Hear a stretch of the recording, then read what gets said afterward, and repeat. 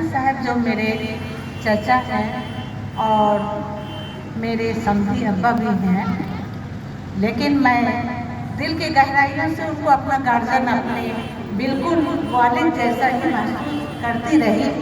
और चचा का, यासिन साहब का भी शफ़क़त व मोहब्बत में कभी हमने दो नज़र नहीं देखा कि मैं उनकी अपनी बेटी नहीं हूँ।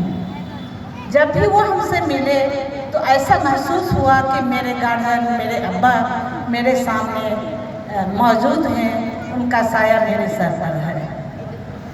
सबसे पहले मैं चाहूँगी कि उनको खराज अक़ीदत पेश करती हूँ और साथ ही उनके सब्र व सुकून के लिए जो है दुआए खैर करती हूँ कि अल्लाह उस जहाँ में उनको आला मकाम अता फरमाए।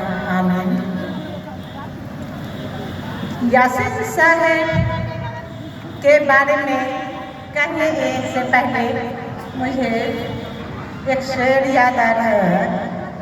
ढूंढोगे अगर मुल्कों मुल्कों मिलने को नहीं नायाब है हम, ढूंढोगे अगर मुल्कों मुल्कों मिलने को नहीं नायाब है हम, ताबीर है जिसकी हसरतों गम हम नफ्सो व ख्वाब है हम। इस तरह की यासिन साहब के जैसे शख्सियत जो है हजारों साल जब ज़मीन व आसमान फरियाद करने के बाद वजूद में आते हैं। ये कोई मामूली शख्सियत नहीं थे। मैं उनके बारे में बहुत करीब से जानती हूँ क्योंकि मैं अक्सर उनके पास बैठा करती थी जब वो एमएलए थे और मैं पटना यूनिवर्सिटी की स्टूडेंट थी। जब भी मैं उनके यहाँ गई तो वो बाप वाली जो है गार्जियन वाला शफ़क़त व मोहब्बत से नवाजते रहे और उनकी एक खूबियाँ उनमें नहीं है जिसको गिनाया जा सके। वो अररिया वासी ही नहीं पूरे हिंदुस्तान के लिए जीते रहे और पूरे हिंदुस्तान के दर्द को समेटे और फिक्र में मुब्तला रहे कि किस तरह से जो है इसकी फलाह बहबूदी की जाए। और वो बचपन से तालीमी दोस्त थे, इनकी अहमियत को वो समझते थे। अररिया में सबसे ज़्यादा जो कमी है वो जो है सबसे ज़्यादा जो परेशानी सामने था वो जो है जहालत। उस जहालत को दूर करने के लिए उन्होंने स्कूल कॉलेज का फाउंडेशन डाला और जो हर एक में उनका सहयोग रहा। जो भी स्कूल बना या कॉलेज बना, कोई भी इदारा ऐसा नहीं है जो यासिन साहब के मदद के बगैर बना हो।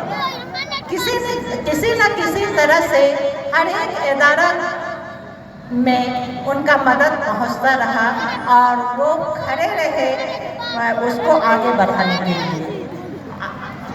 और जहाँ तक जो है उनकी फैमिली के बारे में मैं अच्छे से जानती हूँ कि यासिन साहब की अखलाकी ज़रूरत उनमें बहुत ज़्यादा रहा और उनके जो औलाद हैं, उनके जो बच्चे हैं, मैं सभी को जानती हूँ और सभी मेरे जो है करीब करीब मेरे छोटे भाई भी हैं।